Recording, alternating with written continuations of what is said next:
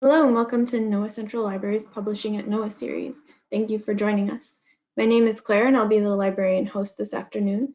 This seminar series is offered through the NOAA Central Library's seminar program, which provides an educational forum for the presentation of ideas, research updates, and news in support of NOAA's mission. Before we start, I have a few technical tips for attendees. You will remain muted throughout the presentation. However, if you have a question, you can type it into the question panel and we'll get to those during the Q&A session at the end of the presentation. If you're having any audio or visual issues, if you can't hear the speaker or see the slides, please try logging off and back on. That solves most issues in GoToWebinar. And as a reminder, this is being recorded. If you would like to revisit this seminar or view previous seminars, you can find them on our YouTube channel. Now I'm going to turn it over to our first speaker, Michael. Hello and welcome, and I want to thank the library for inviting me to give this presentation. Today I'm going to be talking about the Research Publication Tracking System. It's a document review system that was developed in NOAA Fisheries and is being rolled out across other line offices throughout NOAA.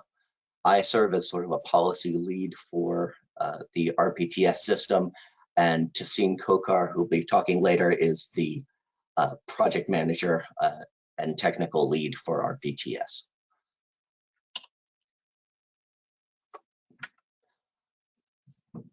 RPTS serves a function of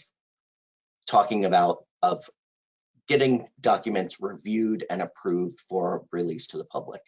And if you have been a keen observer of this seminar series, you'll know that there's a pretty substantial policy framework for review and approval of publications. So there already have been a couple NOAA library presentations on the NOAA scientific integrity policy and fundamental research communications.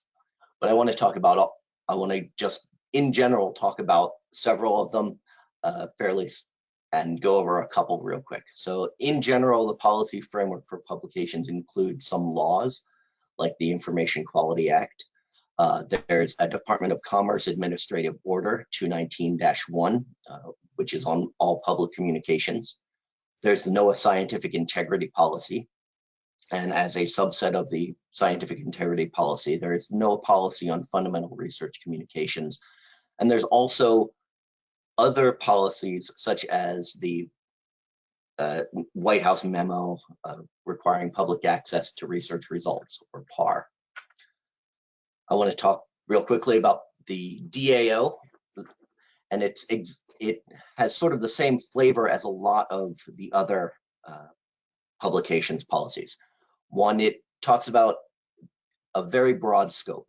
I mean, it's any communication that is intended to go outside of the U.S. government. So anything that goes outside, including a PowerPoint presentation, even things for conferences and seminars, all of those are covered in the public communication DAO.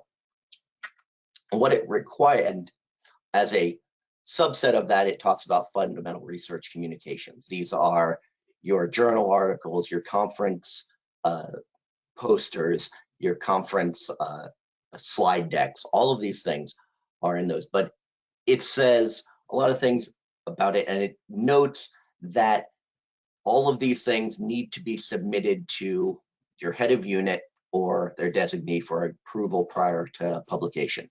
So everything that goes out the door needs to be reviewed by a lab director, center director, or equivalent prior to it going out for publication, or they can nominate somebody else to do that particular job. Another major thing is the Information Quality Act. The Information Quality Act was part of the Treasury and Government Appropriation Act of 2001, and it directed the OMB to issue guidelines to maximize the quality, objectivity, utility, and integrity of information disseminated by federal agencies. And the OMB has taken the liberty to do that twice.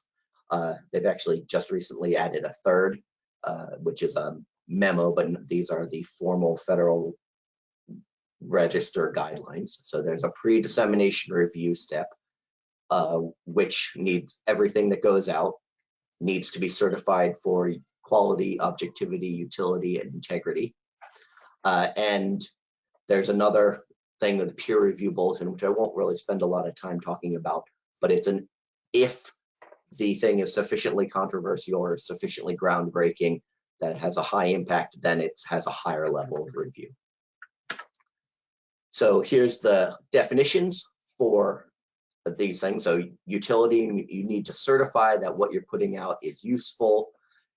Integrity refers to security, so you have to certify that the information was not corrupted, and you have to certify that it was presented in a clear and distinct manner. The three main things for that. PAR is another part of this, and it says that it's a White House memorandum. It established, or the NOAA response to it, established the NOAA Institutional Repository, which these library seminars have talked about extensively, but it is the archive of all of the published research of NOAA, and it is a publicly available resource for that research. So here's the thing, that all of these policies, and I just skimmed through a couple of them, is that there are a lot of these policies, and they are complex, and they are broad in scope. So, right, the DAO 219-1 from Department of Commerce, it applies to everything that goes out the door: web pages, PowerPoint abstracts, and conference proceedings. The Information Quality Act uses broad language such as any representation of knowledge. It starts from there and then puts in a few exceptions. And so the problem, as this grouper can clearly see, is that it's finding how these things work together and how they can do it is, difficult for the basic researcher.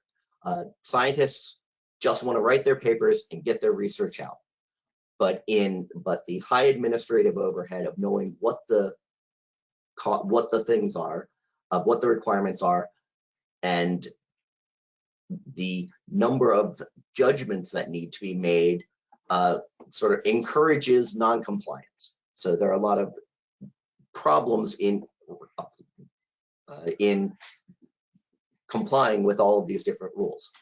And some of them have timelines built into them, which people may or may not be aware of. The NOAA FRC policy says that all of this review has to happen within 30 days, unless some exceptions are met. And there are always exceptions, and there are always different ways that things interact. So it's very difficult to actually get through a publications process clearly. For a journal article, which is one of the kinds of publications that we talk about, we can say that there is a full life path of them, and there is review and requirements at each of the steps. So at the beginning, we have the birth of a publication, which is not really on this, but once it has been birthed, it goes to internal review, and there is a technical review. So this is your standard peer review that is generally required. There's IQA implications, which may or may not apply. Sometimes they do, sometimes they don't. It depends on what kind of journal you're publishing at, or if it is a tech memo or something else, those IQA may apply. And there's also a review that's required for policy implications. Policy implications are somebody coming out and saying something which is completely opposed to a NOAA position. That needs to be, there are processes for dealing with that, and it needs to be addressed if that's in there. Disclaimers need to be added, or there are other review paths for that. So there's lots of the reviews to happen. All of these things, well, and I'll get to that in a second. So, and then there's the whole journal process. Once it's cleared internal review, it goes to the journal, and there's a peer review at the journal, and there's editorial comments at the journal occasionally. And then once it is published and released to the world, it needs to come back and it go into the NOAA institutional repository. So there's a full life cycle, and there are requirements at all throughout the process for government publications. Seeing this several years ago, Fisheries developed RPTS to simplify the publications process. It is a centralized, database-driven web application that standardizes and streamlines the business processes. So what RPTS does in the most basic way is to look at the publication that's going, so somebody submits the publication into the system, and the system carries the document to everybody who needs to determine what to review it. Depending on what the document type is, it might have a different path. Depending on what office the person is in, it may have a different path. RPTS was developed to be customizable for different labs and different programs, so that you can so that we can integrate RPTS into the existing structure or existing review process that a center uses, making sure that all of the appropriate boxes for IQA and technical review are all checked, but it follows a familiar path. Here's a workflow for RPTS, just to outline that a little bit more. There's a draft for a research publication, or an RP in here, gets submitted into the system, and it goes to the person's, typically it goes to the person's supervisor. They'll get an email about it, and they'll get an email from the system. They'll go into the system and they can download the paper from the system, review it. They can send it back for revision if they want. This can go through several loops, just going back through. Once that has been done, a peer review might happen to an external peer reviewer who might get it and then send it back. On that case, it can go back for revision as well. And then the supervisor will also determine whether or not Information Quality Act is necessary. Once all of these steps are done, and RPTS is keeping track of all of these, it goes to policy review for the center director or lab director or whoever they designate. Once it passes that, it's considered an approved publication, and the approved publications can be set loose upon the world. If it's a tech memo, it gets published. If it is a journal article, it gets submitted to the journal, and it goes through the external review process. Once it has been completed that, it's a published work. And after that, you can go through with RPTS. We've built in a link to the NOAA Library's institutional repository. So you can submit directly from RPTS into the NOAA Library system. Like we said, this is a system that is designed to be flexible. So here's an example from the Northwest Fishery Science Center. They have an editorial review process. So process for editing, checking for grammar, style, word choice, non-scientific review of that. So everything needs to go through there. So after it has, so it looks a little garbled here, but the editorial review happens after the technical review is done. But one of the good things about RPTS is that for each office that is using it, RPTS can do any of these steps in any order. So we could have the draft be submitted, and it could go directly to editorial review, and then it could go to policy review, and then it could go to technical review if you wanted to, if the office just happened to do it that way. And so these can be done in any order. So some places will do a technical review on the document before it goes to the supervisor for any other reviews. So there are different orders that labs have set up. We try to build this into their existing systems. One of the key things that we've found with RPTS is that it improves the information flow, and it keeps everybody informed about the publications at all times. So authors are informed. They can go into RPTS at any time and say, my publication is where? It seems to be taking forever to get it cleared. You can say, oh, it's with the division director. I need to go and bother the division director to move my paper along. It also increases accountability in that way. Since everything is time-stamped at every step, there is accountability for meeting 30-day deadlines that are in policy. All of the publications and where they are at each time is time-stamped and recorded, and anybody who's involved in the publication can be aware of that. It also improves information flow to communication staff. One thing that communication staff are always looking for is high-profile, high-impact stories to tell about the research that NOAA scientists are doing. By alerting staff when a publication has been approved before it goes to the journal or before it gets published, you can get the communication staff engaged very quickly. You can get them engaged early, and that part means that there is less delay in getting publication out and getting any press or web stories or other things that may come from the work. It's easier to get that published because there's an earlier awareness of this. Another advantage is that all of the reviews, the policy review, the peer review, and all that are centrally recorded and documented. If there is ever a challenge to the paper on a scientific integrity basis, or if there's any challenge, there is a document there. It is all recorded in the system, just in the database, so we can say who reviewed what document when and what parts they reviewed on it.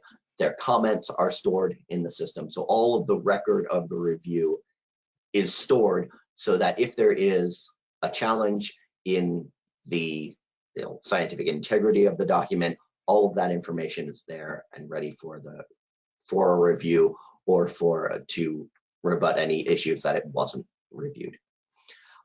Another advantage is, like I said, the institutional repository. There's a submission to that, which is all in the same interface. So we take the document from the initial review stages and go through all of those steps. And in order to submit it to the institutional repository, all that somebody needs to do to use RPTS is just go into the same interface and submit it through that. So they don't have to go looking for a different place to go. So there are things that we've had that are process improvements from RPTS. There has been an increase of performance in the speed of things getting reviewed. Once you go into the inbox for RPTS, it shows you everything that you need to work on and everything that needs to be reviewed, so things don't get lost in email, things don't get lost on people's desks. Bottlenecks we can identify if there's somebody who gets too many reviews, that they slow everything down, they can be reassigned. If somebody is not very good at setting aside time for their reviews, that can be identified, so that you can identify where the bottlenecks are in the review process and hopefully speed things up. One thing that we've been finding even more is that there are more custom reports that people are wanting from RPTS. As we incorporate things into this,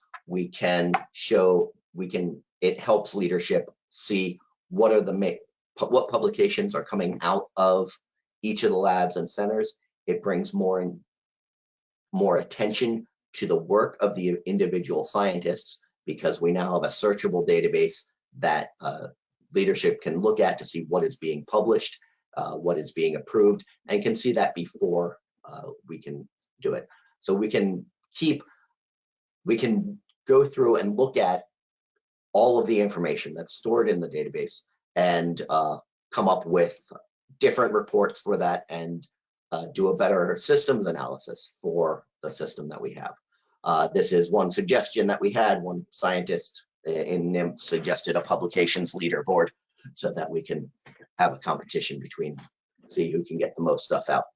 So, but with that, what I want to do is pass this over to Tassine, and Tassine is going to do a quick demonstration of RPTS, show you just very quick end-to-end of how the system works and what part and how it handles each of the different as an example publication. So Tassine, over to you. All right, thank you very much. Can somebody confirm if you can see my screen? I can see it. All right, perfect. You're seeing the RPTS screen, correct?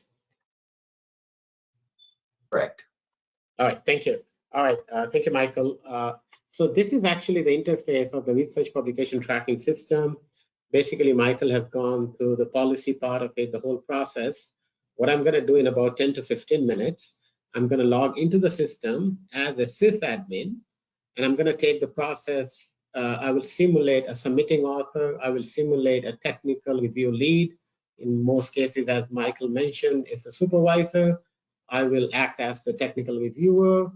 I will act as the IQA certifier, and I will do the policy review so that we don't have to log in and log out to save time, basically. So basically, the submitting author can either self-register, or they can ask their admin or send me an email and I can grant them access to the system. The system uses your NOAA email and your NOAA email password. Once you have self-registered, you'll click on the login, and it will take you to what we call your dashboard. Here, you would have your inbox. Inbox is anything that you need to or can take action on. So if I start creating a publication, it's going to show up on my inbox. As soon as I submit it, it's going to move into the inbox of my supervisor or whoever needs to take care of it. And if it's moved to IQA, it's going to show up in the inbox of the person responsible to do IQA and policy review and stuff like that. At any time, I can click on my publications. So basically, initially, my publications would be, I would only see them in my inbox if they're in draft status or if they're approved. So once the publications get approved, I, as the submitting author, gets notified, and I come back to my inbox, letting me know that, hey, your publication has been approved, and you can go ahead and publish it. So again, this is stuff that you can take action on. At any point, you can click on My Publications, and you can see your publication could be in different status. It's on approved status. You can actually open it up, and this is what Michael mentioned. At any point, you can click on Status History, and it gives you the whole history of when your publication was submitted. It's in technical review. So hypothetically, if it's stuck in IQA, you would know that, you know what, it's been stuck in the IQA process, and you know who you can go and bug. All right. In most cases, apart from this, you can log out here. Clicking on this gives you all the health documents. You can click on the home, and it takes you back to your home page. And if you're a supervisor, you would have this additional tab called My Staff Publication. And in here, you would be able to see all the publications that are submitted within your organization. But right now, I'm gonna act as a submitting author. So I'm gonna start creating a publication. I'll click on Create Publication. I will give it a unique title.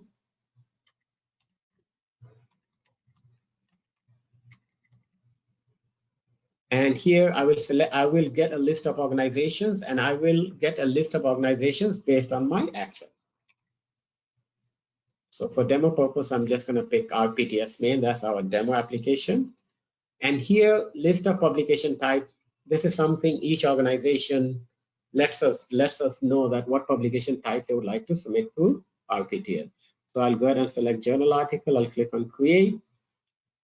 It brings me to a page, and this page is broken up by required metadata, additional metadata, and publication summary. Each of the organizations will tell us what data they need. So we can add and remove fields based on your requirement. And which of these fields should be set as required, without which the submitting author cannot submit.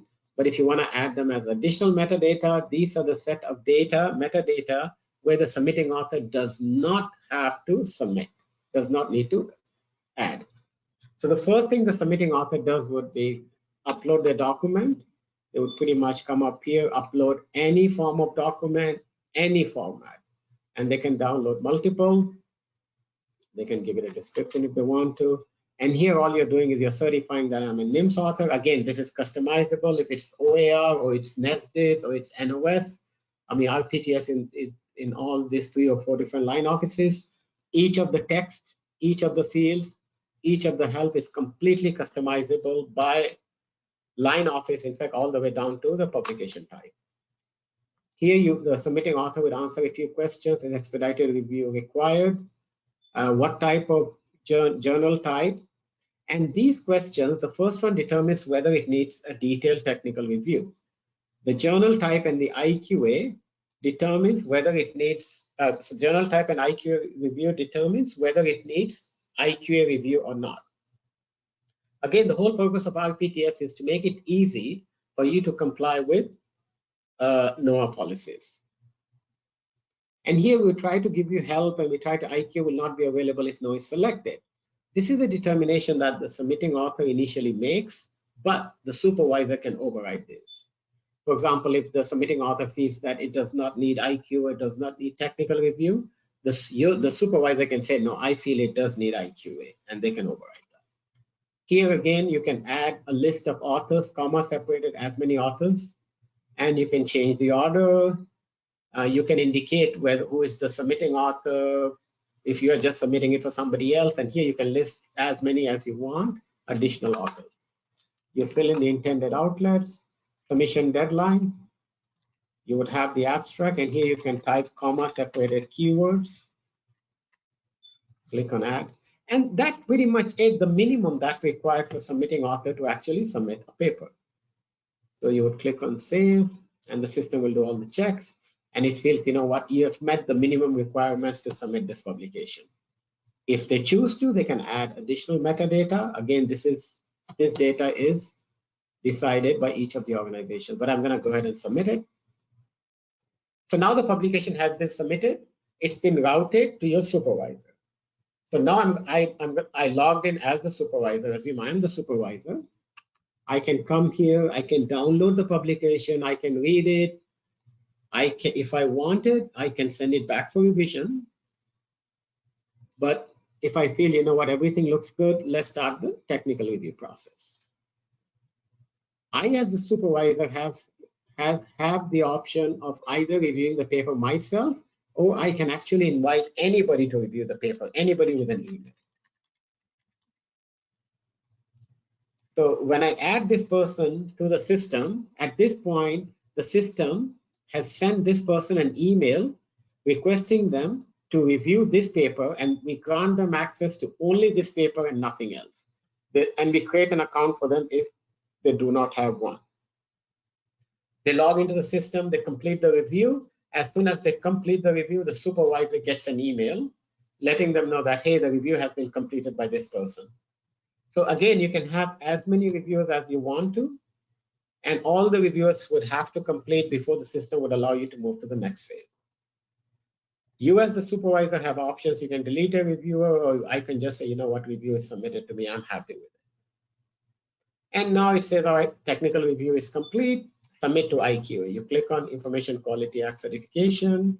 The person responsible to do IQA will get an email letting them know that, hey, there is something for you to complete Information Quality Act certification. This is the standard 505-515 form. You would come up here, utility of information product. You would answer a few questions here. Same thing here. You would answer these questions. And again, we have help text on each of them if you need this. Same thing, you fill up everything. You as the IQA person, you must sign this form. You have to certify that I am the IQA certifier and I've reviewed this research publication. I mean, the only reason I'm going really fast is because I was told I have very little time. Normally, this presentation could take up to an hour. So I will go ahead and enter my NOAA email password, and that actually is my signature. I'll click on save. So now the IQA process has been completed, and I would submit it to policy review. You can see what the path is. It started off from draft, it went to submitted, it went to technical review submitted, and now it's at IQ. IQ is done. That's why you have the yellow. Okay, all right, I'm going to submit it for policy review.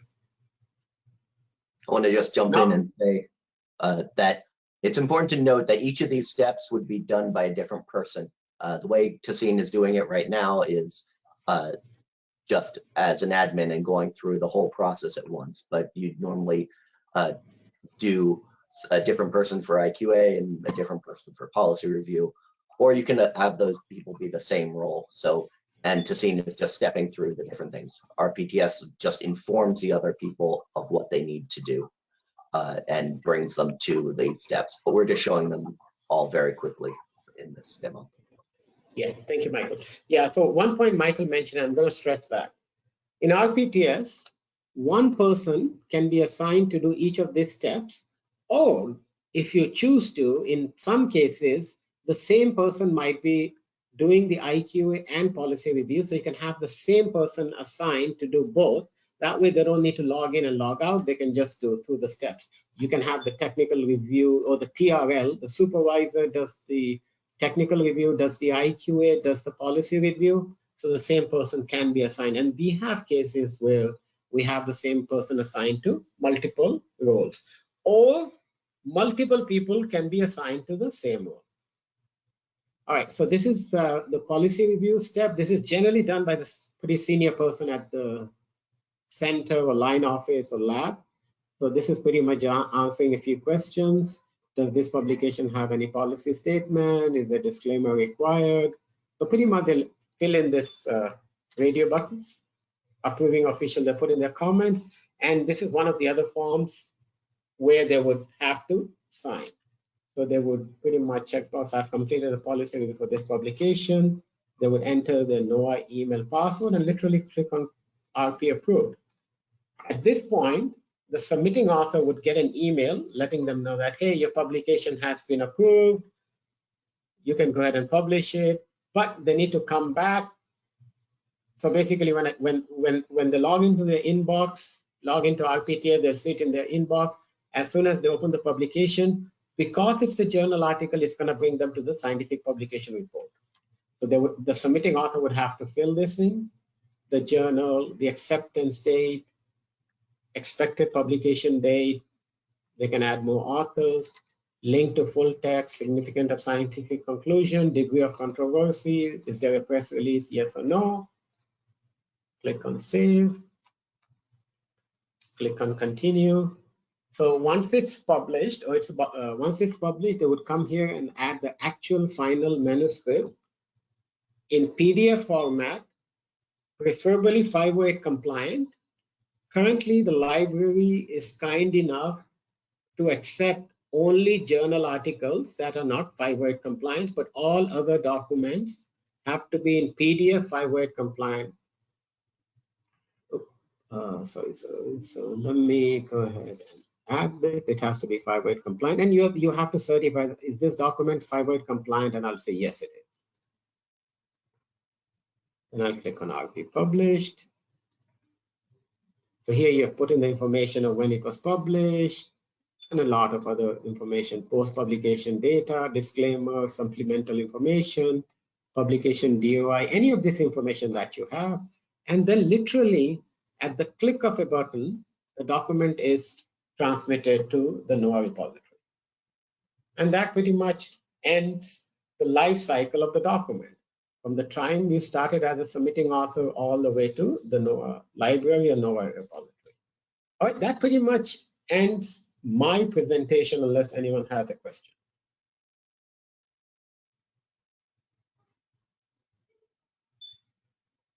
So thank you, Tassine. Thank you. That's basically ending where we are. I want to just go back and say that RPTS is currently deployed at all of the fishery science centers. It's currently deployed in NESDIS, in STAR, in OAR, it's in the Great Lakes Environmental Research Lab and the Pacific Marine Environmental Lab. There are more coming soon. If you're in OAR, perhaps you have heard about RPTS coming to your lab. It will be coming soon. It's also in the NOS in NCOS. I believe it's being rolled out there now. Tassine would know exactly where that process is, but it's coming there soon. So we support more deployment of RPTS, and with our experience and the experience of the centers who've adopted it are that it has been very, very helpful and has improved their publication review process. All right, and with that, I want to ask if there are any questions. Okay, thank you, Michael. So we do have a question in the chat. If there are any additional questions, please type them in the question panel that's on your screen. So the question we have here is, if the person stops at the RP published phase, will the system remind them to submit to the library? So yes, there are many emails that come out of RPTS, so it alerts you at every step. One of the things that we configure these on a lab by lab basis. So some people have said that they want RPTS to send them lots of email. Other people have said that no, it sends too much. So on a office by office basis, we configure those emails, and yes, RPTS can send an email out every 6 months if you haven't submitted to the NOAA institutional repository. So, but it is a problem that we have of people not coming back to the system. So we built those emails into it. Okay, and that's the only question we have right now. Oh, we got another one here, just a sec. Can Cooperative Institute employees use the RPTS, or is it just for federal employees? It is used in the offices, and it's a tricky question, actually. So it's used in federal offices, and it was built for federal employees because they have separate requirements for it. Technically, anybody with a NOAA.gov email address can do it. The requirements are built for federal employees and not CI employees. If the lab wants to or is able to have the review process go through and employ CI employees, then they can do it. All that RPTS does is take documents from one person to another for a review path. But the way the policy is written in most places, it's the NOAA employee who's responsible for getting the review done. Are there any other questions? Yep, so I have another one here. Is there a link to the NOAA R&D database? There is not currently a link to the R&D database. It can be, you can include a project ID in one of the additional fields, and as we're setting them up throughout OAR, we can include a link to the NRDD project ID, so that can be built there, and that is mostly just placeholding for other future development. It is one thing we've thought about is future development and links to the NRDD. You could have a project there and then have some sort of database link between NRDD and RPTS, so you can see the papers that come out of a particular project. That would be a great thing to build, but currently it's a future enhancement. it's on a future enhancement list. Okay, and we got a follow-up question to the previous question. What about on-site contractor staff? Can they use the RPTS? Contractor, yes, they can. Typically, contractor staff are covered by the FRC policies and the NOAA scientific integrity policies. They're covered in a way that CI employees are not. CI employees are usually covered more by the university's publications policies rather than NOAA's. But yes, contractors can use it. Okay. How can these custom RPTS features be requested by Center? By Center, well, as we're deploying it at the lab or program, we work with specific contacts at those offices to determine what features are exactly needed for each office. So we have contacts in each office. As it's coming out, if you want more features, then you need to identify. You can email me or Tassine, and we can tell you who the office contact is that we're working with for there if you have something you'd like to request, or we can pass that along to your office contact. Okay. If a paper has only CI authors, is it not subject to all the rules and regulations discussed at the start of the webinar? That's correct. If it's only CI authors and no NOAA authors, it's a university publication. Okay, it looks like that's it. I'm going to wait just another minute, see if any other questions come in. Claire, can I jump in? This is Jen. Just to follow on to that, but even if it's all CI folks and it's a CI publication, it may still be subject to PAR and it may still need to be submitted to the IR. It would just have to happen outside of RPTS. Yes, thank you, Jen. Like I said at the beginning of this, the rules and processes for all of these things are quite complex and difficult for anybody to really keep in their head at the same time. So NOAA federally funded research such as CI work does need to go to the IR. Thank you, Jen. Yeah, and we've worked with the IR team has worked with the Cooperative Institute's office to ensure that we are getting those publications. So if you're a program manager, you may be well aware of how we do that, but generally we work with the folks and PIs at this Cooperative Institutes to get those publications. So, but it does happen outside RPTS.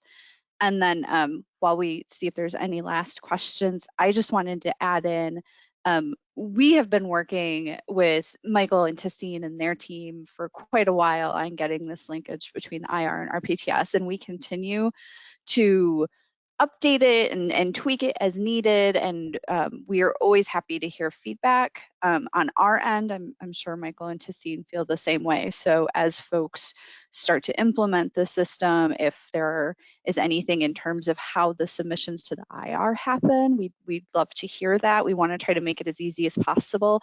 The linkage for us on the library side has been incredibly helpful. Once you click that button and send it to us, what we get is we sort of liken it to an email submission, but Tassine has set it up where we get all the metadata that's in RPTS. It comes right to us. We're able to process those pretty quickly. You will receive an email from the IR team too upon submission saying, hey, we got your paper, thank you. Or if there's an issue with it for whatever reason, most commonly, a publisher's version was sent to us and we are unable to use the publisher's version, we would need a manuscript version, we will contact whoever submitted to us. So just so you sort of know what the end part of that IR linkage is, you will hear from us on the IR team. Okay, and we do have a couple more questions here. If the main author is a CA author, but there are NOAA co-authors, does the report need to go through RPTS? Yes. Okay, and will the IR receive a manuscript from an article that will be subject to copyright once submitted to a journal? I'll let Jen answer that question. Claire, can you read it one more time for me, please? Absolutely. Will the IR receive a manuscript from an article that will be subjected to copyright once submitted to the journal?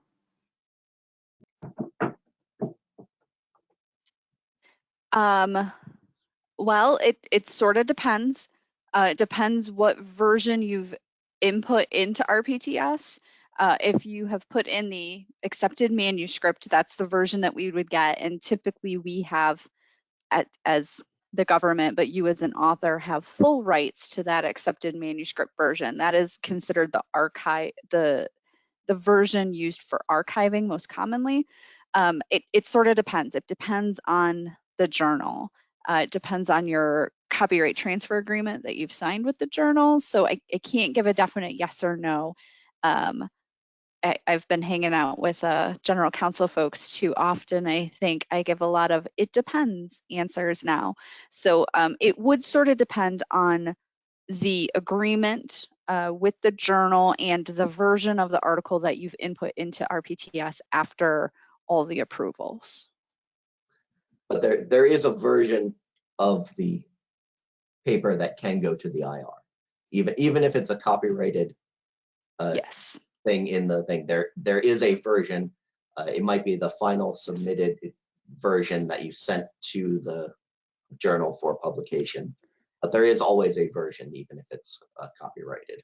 The question is getting the right version. Yes. Exactly. So, depending on what version is currently in there and that is sent to us via RPTS, we may need to work with you to get a different version, but there is always a version that we are able to archive. And again, that's where the it depends part comes in. Each publisher is sort of different and allows different versions to be archived. So. Great, thank you. And it looks like that is all of our questions for today. So I just want to say thank you to all of our speakers. Thank you all for joining us. You'll be able to find this presentation on YouTube later this afternoon. When the presentation ends, you'll see a survey, and if you could take the time to fill that out, we do use the surveys to improve marketing our library seminar service and inform future seminar topics. Thank you all again for joining us. Have a safe and enjoyable rest of your day. Thank you. Thank you.